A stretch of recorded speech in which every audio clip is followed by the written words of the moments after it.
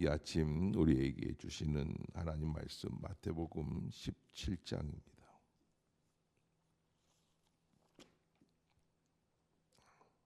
한 절씩 교독합시다.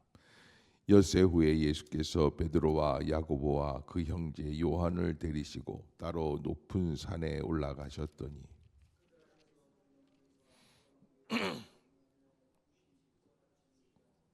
그때 모세와 엘리야가 예수와 더불어 말하는 것이 그들에게 보이거늘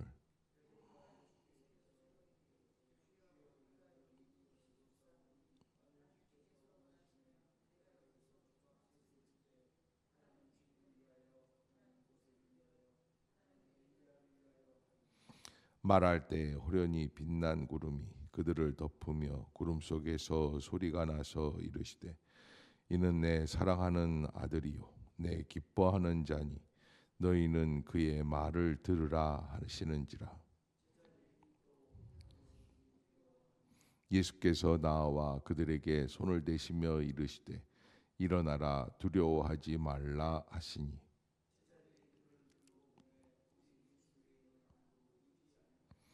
그들이 산에서 내려올 때에 예수께서 명하여 이르시되 인자가 죽은 자 가운데서 살아나기 전에는 본 것을 아무에게도 이르지 말라 하시니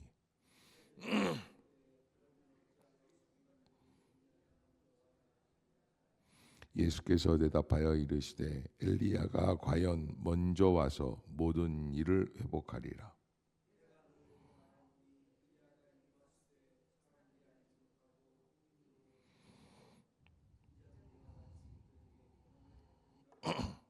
그제서야 제자들이 예수께서 말씀하신 것이 세례 요한인 줄을 깨달으니라.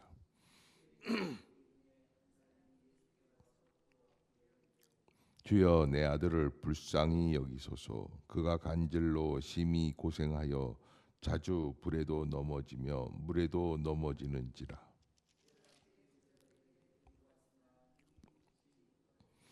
예수께서 대답하여 이르시되 믿음이 없고 패역한 세대여 내가 얼마나 너희와 함께 있으며 얼마나 너희에게 참으리요 그를 이리로 데려오라 하시니라.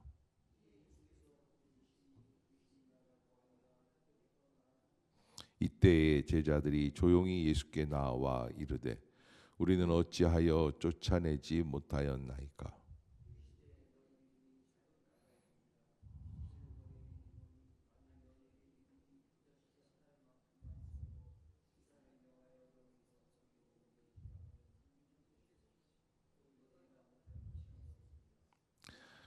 갈릴리에 모일 때 예수께서 제자들에게 이르시되 인자가 장차 사람들의 손에 넘겨져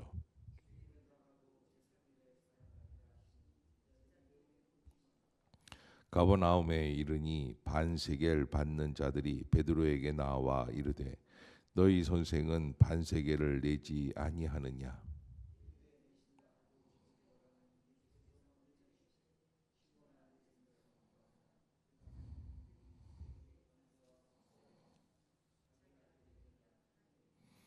베드로가 이르되 타인에게니이다. 예수께서 이르시되 그렇다면 아들들은 세를 면하리라. 그러나 우리가 그들이 실족하지 않게 하기 위하여 내가 바다에 가서 낚시를 던져 먼저 오르는 고기를 가져 입을 열면 돈 한 세겔을 얻을 것이니 가져다가 나와 너를 위하여 주라 하시니라. 아멘. 할렐루야. 이 아침 죄전을 찾으신 여러분들에게 하나님의 은혜와 평강이 함께 하시기를 축원합니다. 오늘 본문 마태복음 17장은 이제 예수님께서 변화산에 올라가셔서 예수님의 그 실제의 모습들을 나타내 주시는 사건이 기록되어 있다. 마태복음 16장은 뭐가 담겨 있다 말씀을 드렸죠. 마태복음 16장 16절이라고 그랬죠. 주는 그리스도시요 살아계신 하나님의 아들이시니이다 라고 하는 베드로의 고백이 담겨져 있는데 17장은 예수님의 변화산의 기적이 담겨 있는 부분이다 라고 이렇게 말할 수가 있습니다. 이 변화산의 이야기가 거의 절반 이상을 차지하고 있는 내용들이라고 할 수 있기에 오늘 변화산에 대해서 함께 나누도록 하겠습니다.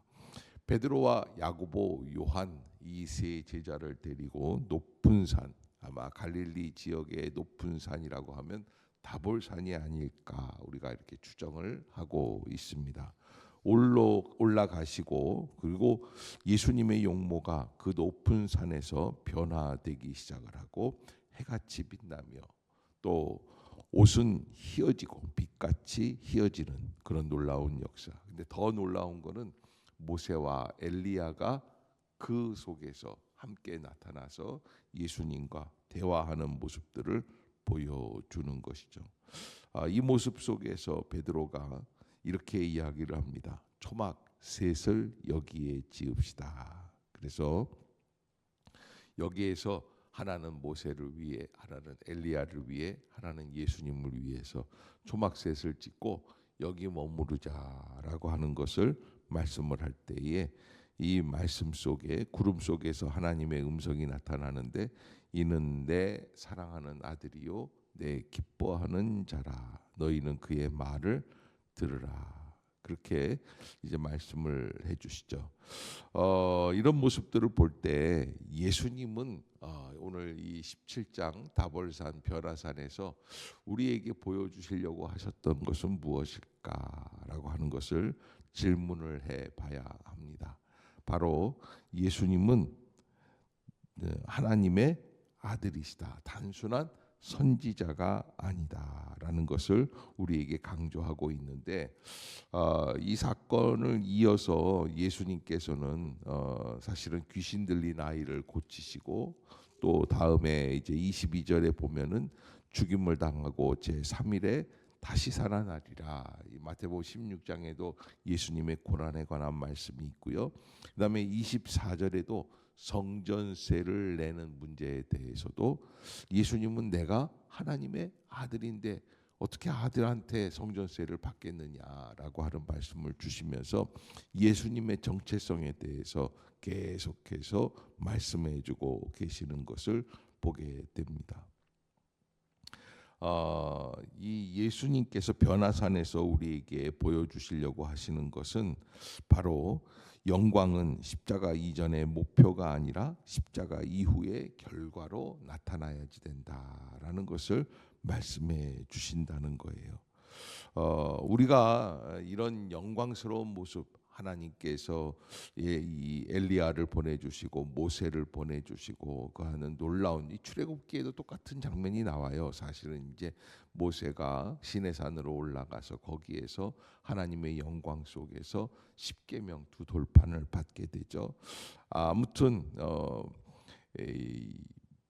이스라엘의 국부와 같은 모세를 만나고 그다음에 선지자의 아버지라고 할 수 있는 엘리야를 만나는 이런 예수님의 모습들을 통해서 우리에게 말씀해 주시려고 하시는 것은 이거는 사람이 영광을 받으려고 하시는 게 아니라 이 모든 것들이 합력해서 어디를 향하냐면 바로 십자가의 능력을 이루기 위해서 십자가의 구원의 역사를 말하기 위해서 지금 계속해서 우리에게 말씀해 주시는 거죠. 그러면서 정말 중요한 거는 이렇게 나타나는 모습, 변화되는 모습 이런 것들에 눈을 팔리지 말고 5절을 다시 한번 읽어보겠습니다. 5절 시작. 말할 때 호련히 빛난 구름이 그들을 덮으며 구름 속에서 소리가 나서 이르시되 이는 내 사랑하는 아들이요 내 기뻐하는 자니 너희는 그의 말을 들으라 하시는지라. 아멘. 이는 내 사랑하는 아들이요 내 기뻐하는 자라. 그렇게 말씀을 내 사랑하는 아들이요 내 기뻐하는 자라. 이게 하나님의 음성이죠. 그래서 우리가 가장 중요한 거는 너희는 그의 말을 들으라라고 하는 너희는 그의 말을 들으라. 이미 하나님께서 예수 그리스도를 이 땅에 보내주셨기 때문에 우리는 그분의 음성을 듣기만 하면 된다. 들은 대로 살아가면 되는 것이죠.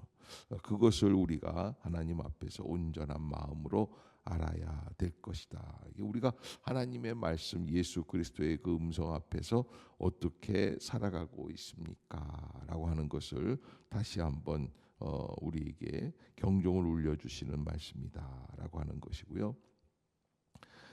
제자들은 그런 음성을 듣고는 심히 두렵죠. 왜 안 두렵겠어요? 캄캄한 산 속에서 그런 역사가 일어나는데 예수님께서 오셔가지고 7절에 보면 그들에게 손을 대시며 이르시되, 이게 터치하셨다라고 하는 것은 상상 속에 이루어진 일이 아니라 그 이상적인 그 환상 같은 그런 사건과 지금 현실과 어떻게 되어 있는 거예요? 연결되어 있어요. 실제 이루어진 사건이에요. 그냥 망상 속에서 이루어진 게 아니다. 그렇게 해서 일어나라, 두려워하지 말라. 그렇게 하면서 8절을 한번 봅시다. 8절 시작.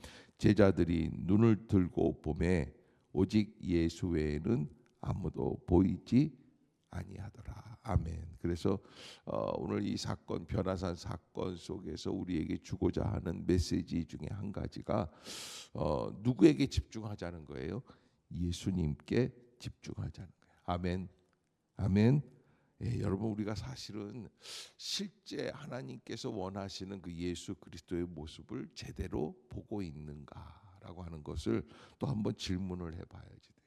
우리는 자꾸 내 생각 속에서, 내 기준 속에서 예수님을 자꾸 보려고 합니다.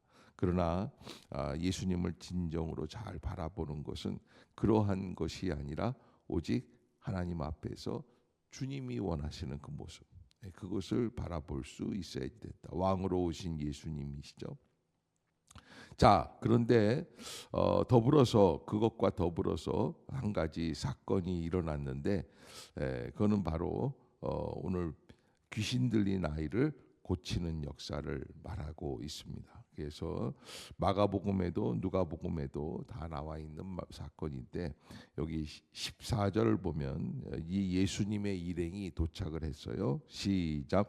그들이 무리에게 이르매 한 사람이 예수께 와서 꿇어 엎드려 이르되.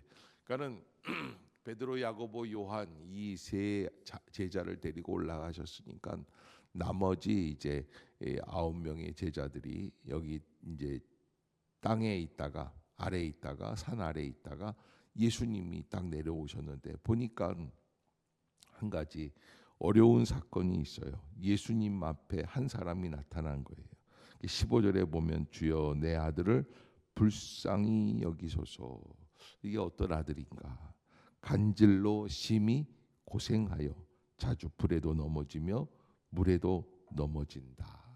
그러니까 뭐 그냥 귀신이 들리면 별의별 일들이 다 일어나는 거죠. 그래서 이게 그냥 뭐 좌우를 분변치 않고 막 덤벼다닌다라고 하는 것이죠.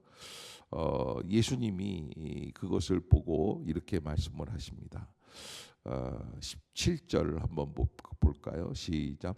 예수께서 대답하여 이르시되 믿음이 없고 패역한 세대요. 내가 얼마나 너희와 함께 있으며 얼마나 너희에게 참으리요. 그를 이리로 데려오라 하시니라. 아멘. 믿음이 없는 세대다라고 하는 것을 우리에게 말씀해주고 계시는데, 이게 어떤 믿음입니까? 병을 고치는 믿음이 아니라 내가 예수 그리스도 그분을 누구로 모시고 살아가느냐, 그분이 나와 함께 하느냐, 그분이 내게 주신 능력이 나와 함께 있느냐. 그러면서 뭐라고 말씀을 하시냐면 20절에도 이르시되 너희 믿음이 작은 까닭이니라. 그렇게 말씀을 하세요. 너희 믿음이 작은 까닭이다. 근데 얼마큼 작으냐? 진실로 너희에게 이르노니 만일 너희에게 믿음이 겨자씨 한 알만큼만 있어도 이 산을 명하여 여기서 저기로 옮겨지라 하면 옮겨질 것이요 또 너희가 못할 것이 없으리라. 아멘.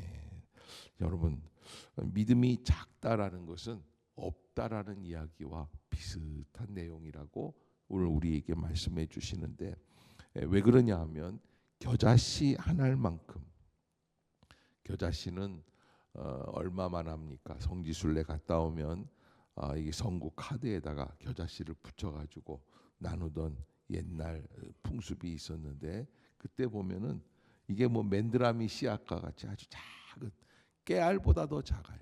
그런 씨앗이란 말이에요. 근데 예수님이 그 정도의 믿음만 있어도 이 산을 명하여 여기서 저기로 옮겨갈 것이다. 그리고 뭐라고 말씀을 하시냐면 또 너희가 못할 것이 없으리라 그래요. 너희가 못할 것이 없. 겨자씨만한 믿음만 있어도. 그런데 사실은 이 제자들 가운데는 어떤 믿음이 없는 거예요. 겨자씨 할 만한 믿음도 안 된다. 그 믿음이 적은 자다. 근데 이 작다라고 하는 이 말씀은 사실은 믿음이 작다라고 하는 것은 없다라는 쪽에 가깝다. 필요한 믿음이 있어요. 이 시대에 필요한 믿음, 이걸 극복해야 되는 믿음, 그 질병, 귀신의 역사들을 물리칠 수 있는 믿음이 필요한 것이죠. 그게 믿음의 본질을 볼 때에 이 겨자씨 같은 믿음이라는 건 뭡니까? 여러분, 저는 이렇게 생각해요. 내가 너무 작은데, 그래서 내가 너무나 부족한 사람이니까 누구를 의지합니까? 하나님만 의지할 수밖에 없어요. 그게 믿음이에요. 그래서 저는 이게 크기를 얘기하신다는 것보다는 오히려 얼만큼 내가 주님을 의지하고 있습니까? 사실 이 마태복음 17장에 나타난 이 귀신 들린 아이들, 예수님께서 70인 제자를 파송하실 때 이미 제자들은 저 밖에 나가서 어떻게 하셨어요? 귀신 들린 사람들을 다 고쳐줬어요. 그때는 됐는데 왜 이제는 안 될까? 왜 안 될까요?